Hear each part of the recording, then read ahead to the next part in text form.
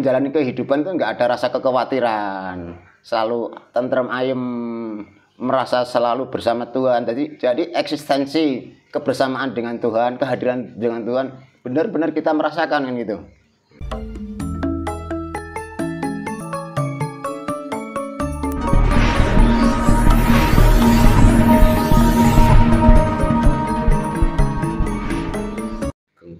Pak Monang, Rahayu. Wujud kanthi slamet utuh tentrem sekabehaning. Sebelum kita memasuki tema Pak Monang, saya ingin sedikit tahu tentang perjalanan spiritual Pak Monang sendiri seperti apa gitu.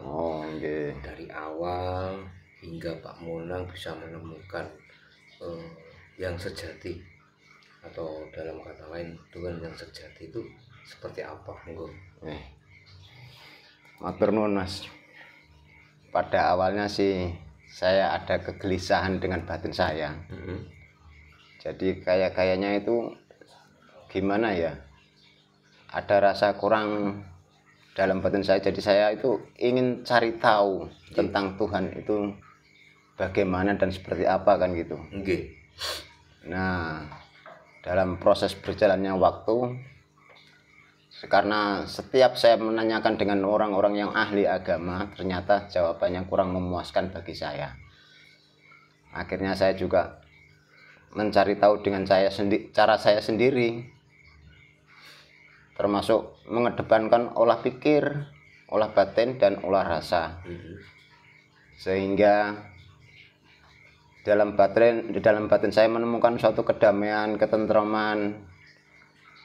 Itulah awal mulanya saya. Akan tetapi terus dengan berjalannya waktu, saya suka berkelana, silaturahmi ke tempat orang-orang yang saya anggap sepuh, minta taruhlah suatu saran nasihatnya untuk menambah wawasan bagi saya. Akhirnya saya menemukan cara untuk mengembangkan hal ini, tetap mengedepankan olah pikir, olah batin, dan olah rasa, joko ati, joko lati, joko budi. Nah niku. Akhirnya kan gimana ya? Akhirnya kita percaya dengan hati kita sendiri, setia hati. Jadi perjalanan kehidupan saya sekarang ini nggak seperti dulu. Kalau dulu masih ego dengan pikiran, sekarang udah nurut kata hati. Jadi nggak terlalu banyak mikir. Los dol. Tadi sempat dikatakan Pak Monang pernah mendatangi tokoh-tokoh agama, intinya itu belajar agama. Jawabannya itu masih mengambang, kurang memuaskan.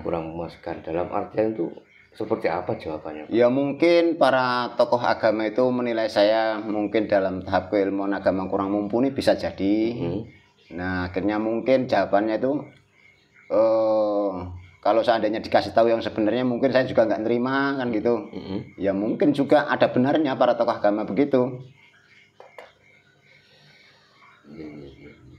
Akhirnya beliau putus asa gitu, apa pripun itu? Akhirnya ya saya sendiri melakukan pencarian dengan cara sendiri kan gitu.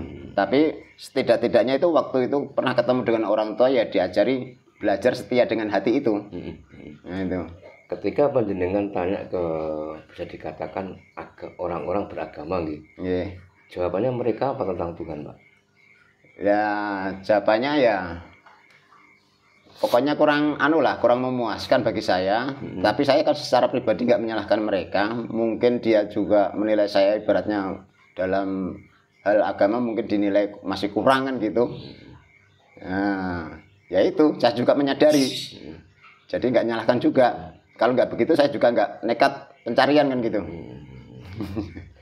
Maksudnya kurang memuaskan itu, apakah jawabannya dari mereka itu Tuhan itu berbentuk seperti ini, itu apa gimana, Pak?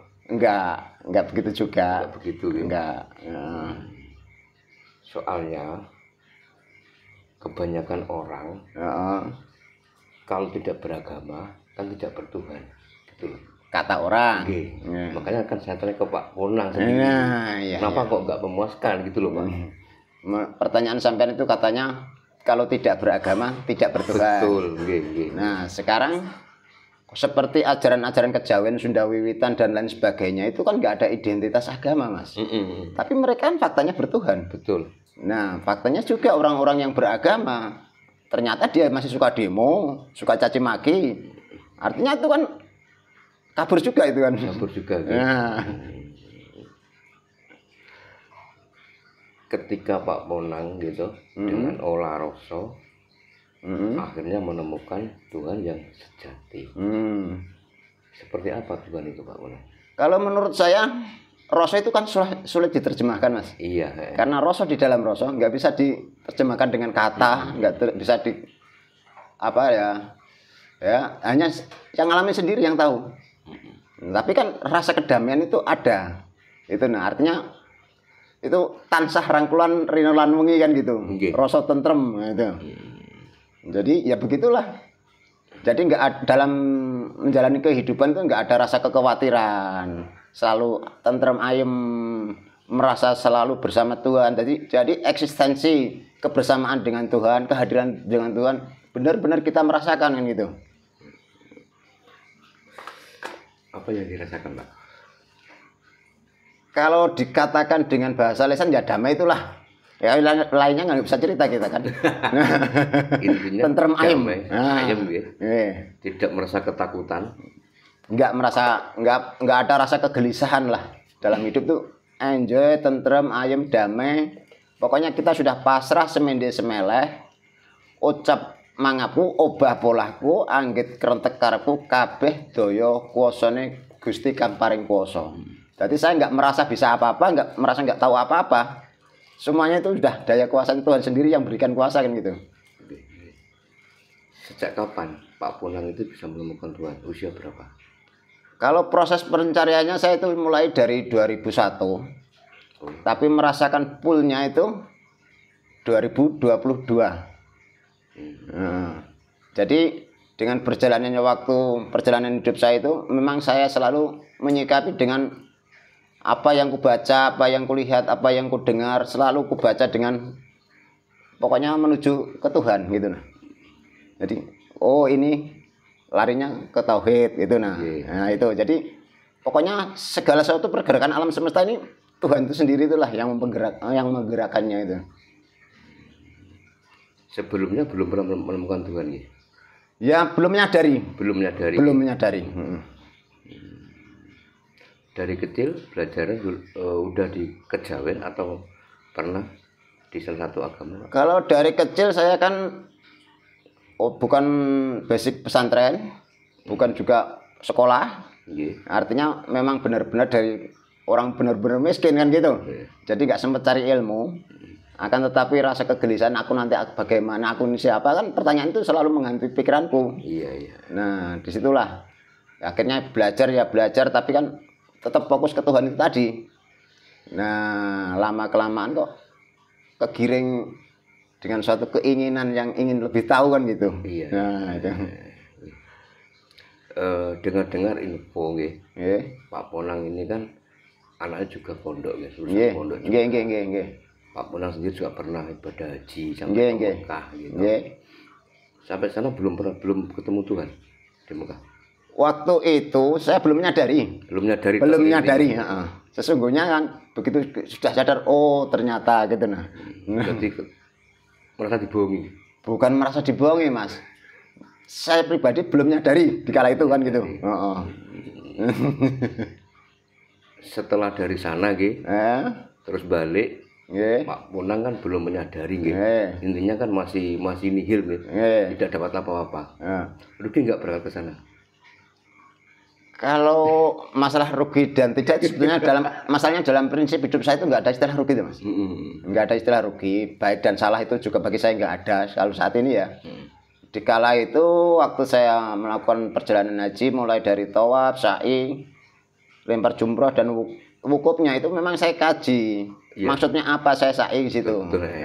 Jadi karena perjalanan Safa Marwah di situ kan saya langsung insting pemikiran saya itu menuju kalau saya ingin tahu kesejatian saya harus mau melakukan dari kesini ke sana, dari sini ke sana cari tahuan gitu nah. Nah itu jadi membuka cakrawala wawasan kita agar mengembang gitu nah. Sekarang sudah nggak pengen ke sana lagi Pak Monang.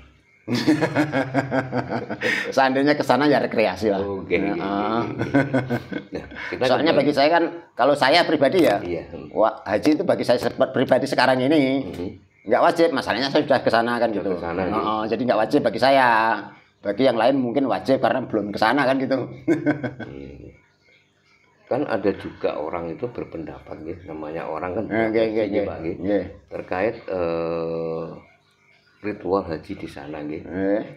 Kan ada juga yang mengatakan bahwa itu kan seperti ritualnya orang Hindu juga kan, mengelilingi tempat itu kan. Nah itu bagaimana menurut Pak Monang? Apakah seperti itu? Ya kalau itu kan masalah pendapat orang itu berbeda-beda Mas. Semua orang juga punya hak berpendapat. Betul. Tergantung manusianya menyikapi bagaimana. Karena kebanyakan orang menilai segala sesuatu kan masih pakai sudut pandang. Iya betul. Nah kalau saya pribadi itu kan sudah nggak pakai sudut pandang. Saya polanya udah pakai lingkar pandang. Itu nah. Jadi bagi saya itu salah benar itu sudah nggak ada. Jelek buruk sudah nggak ada. Sesat saat itu nggak ada. Bagi saya sudah memang semuanya itu kehendak Tuhan semua, gerak Tuhan semua itu nah. Untuk saya pribadi loh. Kalau yang lainnya masih berpendapat beda ya monggo itu sah-sah saja. Nah sekarang gini Pak sebelum Pak Monang itu mengenal Tuhan kan masih belum menyadari, akhirnya pergi ke sana untuk haji hakikat haji sebelum Pak Monang menyadari Tuhan itu seperti apa gitu. Dan setelah Pak Monang menyadari sebetulnya hakikat haji itu apa? Nah ini kita bicara tentang hakikat ya. Bicara tentang hakikat haji itu menurut saya ya, bagi orang lain yang beda monggo. Memang hakikat haji intisarinya adalah mengenal jati diri. Menurut saya gitu. Itu setelah Pak Monang menyadari gitu. Kalau sebelumnya Pak? Sebelum belum paham saya.